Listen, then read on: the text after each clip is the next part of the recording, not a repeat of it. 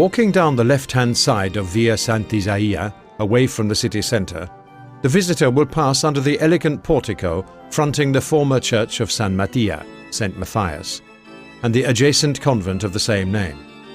The complex was home to Dominican nuns until 1799. Custodians of the sanctuary of San Luca on the Monte della Guardia hill outside the city walls, the nuns had previously resided in the nearby hermitage. Later, in 1254, they moved to a convent just outside the Porta Saragozza city gate. When this residence was destroyed during clashes between Bologna and the Viscontis, the nuns moved to property they owned within the city walls in the parish of Sant'Isaia. Extensions and embellishments down the years gave rise to the large monastic complex of San Mattia.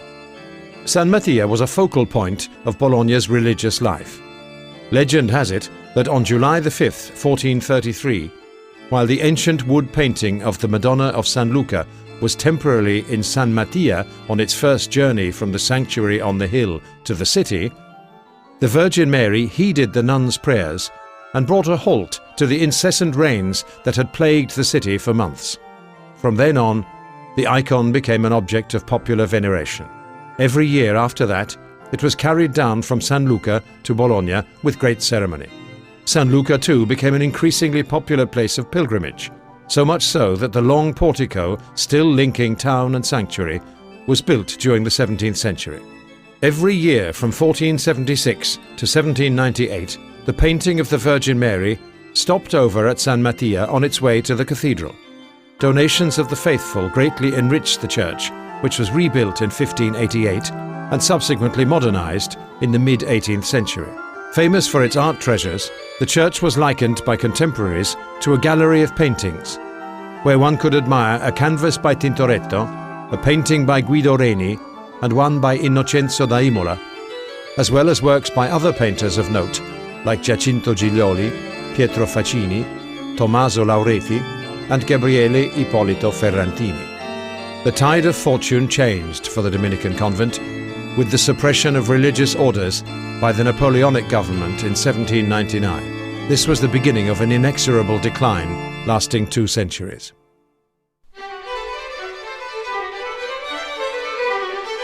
The architecture of San Mattia as we see it today was started in 1575. The church was designed by architect Antonio Morandi, known as the Terribiglia, while Giovanni Morandi directed its construction.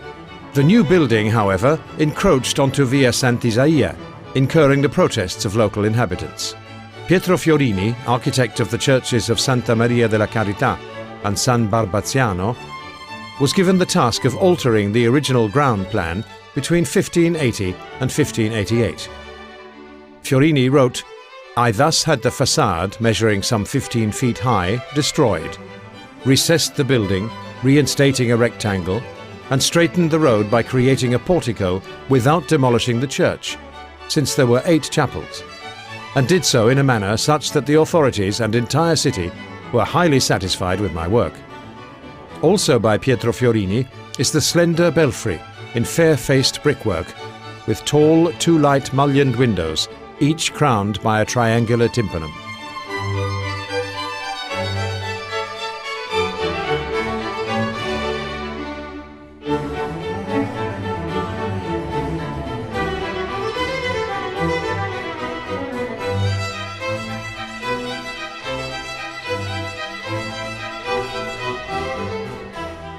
The upper part of the main elevation is simple and unadorned. By contrast, the lower reaches are embellished with a 3-arch portico, sheltering a simple main door topped by a frescoed lunette and flanked by 2 side doors. Today, the left door leads to an upper-level room, once the cantoria, from where the cloistered nuns attended religious services.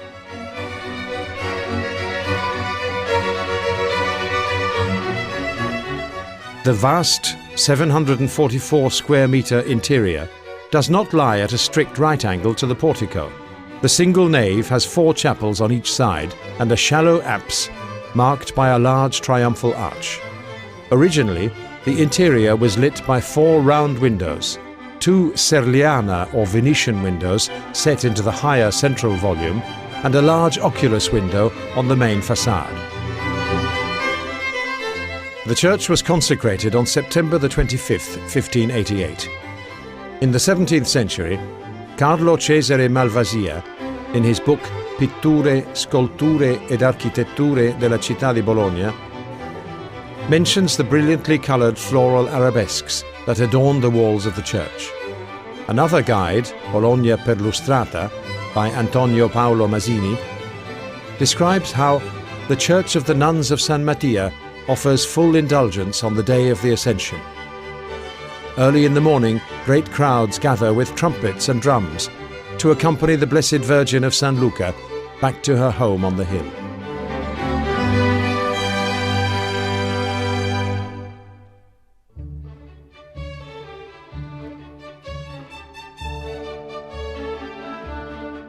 By the mid-18th century, the church's great renown led the nuns to undertake extensive renovation. The architectural structure was left intact. Only the round windows were turned into large rectangular depressed arch openings. The interior decoration was completely transformed, however, with the installation of the lavish ornamentation still visible today. The new decoration was in the stage set painting style of the Bibbiena school, much in vogue in Bologna at the time. The work was executed by Pietro Scandellari and Nicola Bertuzzi, who during that period were also decorating the Santa Lucia library. They were assisted by Tertulliano Taroni. Scandellari created the stucco and stone decorations, ornaments and mouldings, while Bertuzzi and Taroni painted the figures.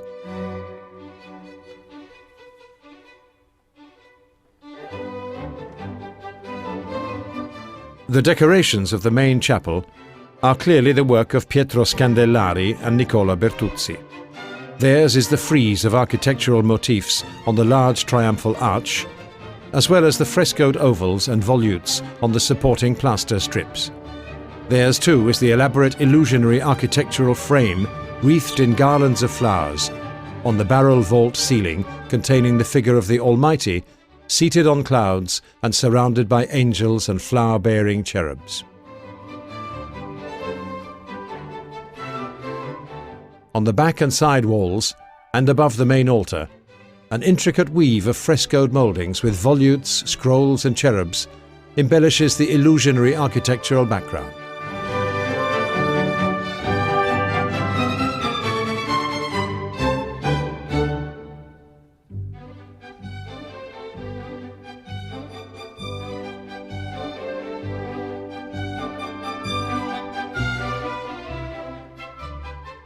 On the side walls, above doors with simple stucco mouldings, are paintings of St. Pius on the left and St. Benedict on the right.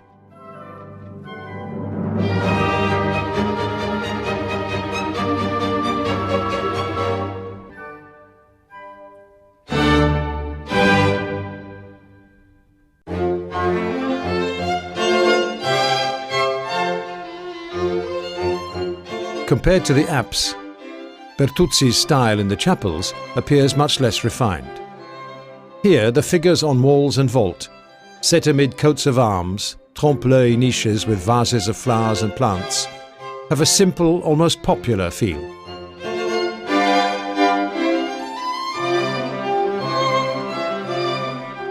The decorative scheme of the second chapel on the left is more complex. 3 episodes from the lives of Dominican saints are depicted in elaborate trompe-l'œil frames with architectural motifs.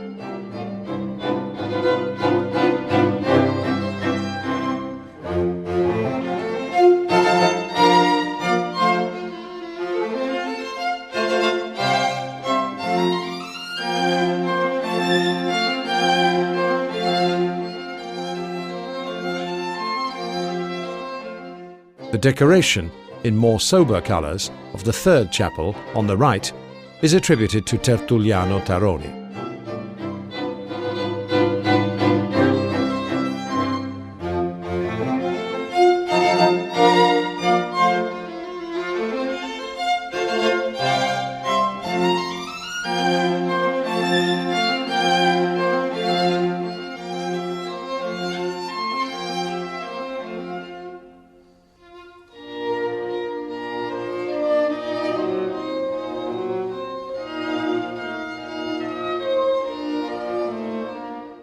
The interior elevation contains the gratings of the cantoria, surrounded by shells, volutes and garlands of flowers. The blank two-light mullioned window in the centre of the wall frames a 17th century Annunciation.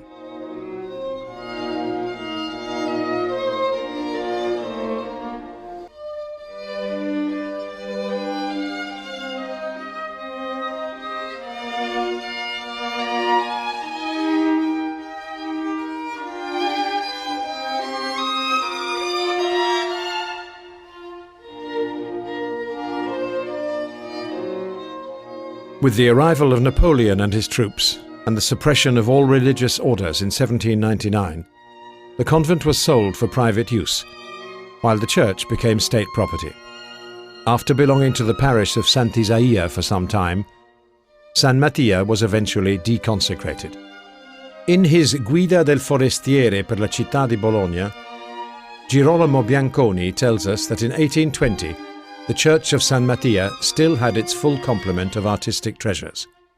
Today, the only paintings to have come down to us are an Annunciation by Domenico Tintoretto, now in the City Art Gallery, an Adoration of the Shepherds by Pietro Faccini, transferred in 2001 to the Church of San Giovanni Bosco, and the Passing of St. Joseph by Giacinto Giglioli, today in the Church of San Martino.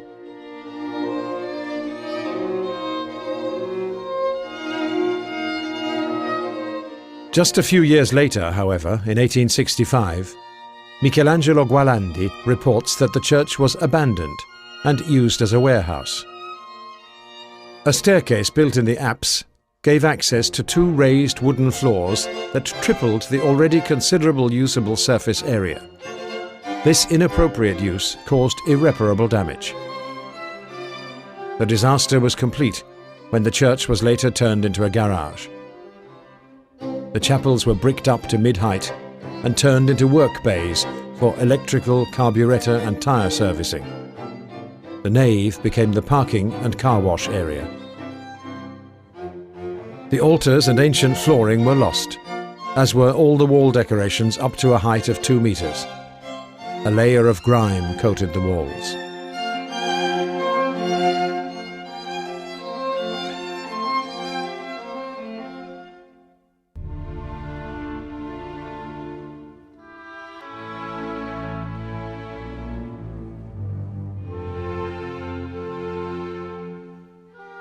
It was Italy's Architectural and Cultural Heritage Superintendency, Soprintendenza per i beni ambientali e architettonici, that put a stop to this sorry state of affairs and the inexorable destruction of San Mattia, restoring the building to rank among Bologna's many valued monuments.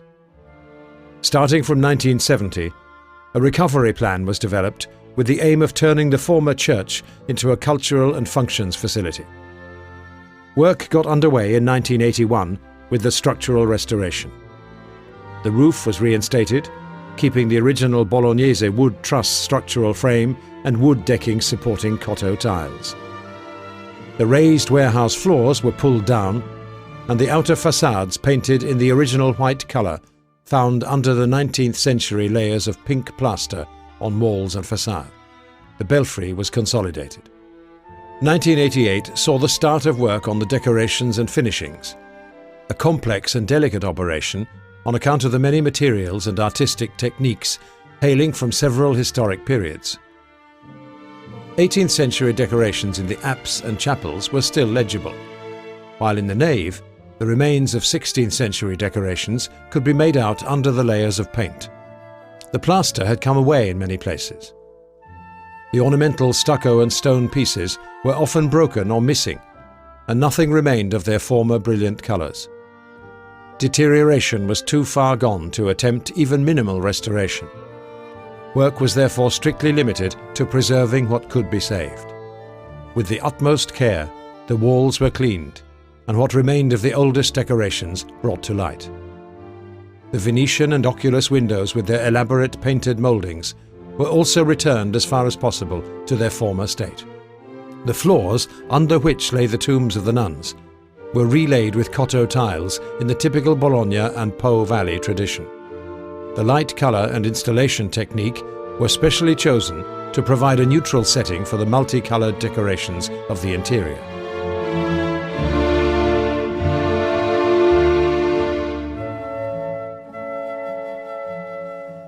The restoration project, conducted entirely by the Italian Cultural Heritage Ministry, was completed in 1994.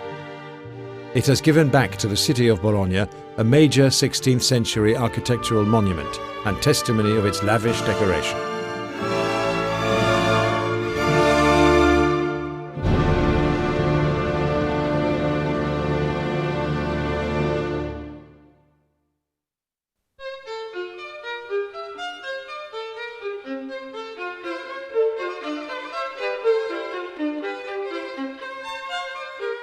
San Mattia is a perfect example of how an architectural restoration project can both preserve a heritage monument and also be part of a process to provide new and compatible uses for historic buildings, making them part of their urban fabric once more. In 2000, the former church of San Mattia became one of the exhibition centres of the architecture project during Bologna's year as European City of Culture, marked by a series of international events aimed at enhancing architectural research.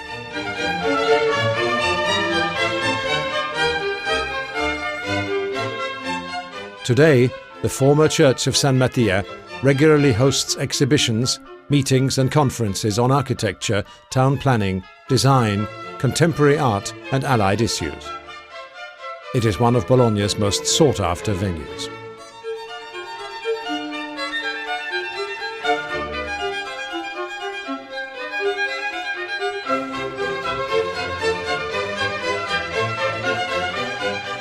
Events staged in the former San Mattia have attracted a wide and varied public. This has had the twofold result of giving back to Bologna a lost architectural treasure and also helping to regenerate Sant'Isaia, a central street redolent with history, but for too long sidelined from mainstream urban activities.